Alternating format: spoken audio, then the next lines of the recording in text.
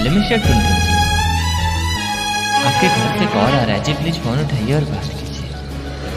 Mister टुनटुन, कोई आपसे बात करना चाहता है जी, प्लीज एक बार फोन उठाइए।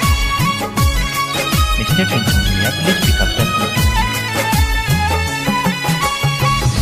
दिल के दर्दिया के दवाइयों ना भेटाता, छोने छोने आई हो दादा जनिया बुझाता। Mister Tuntun, please pick up the phone.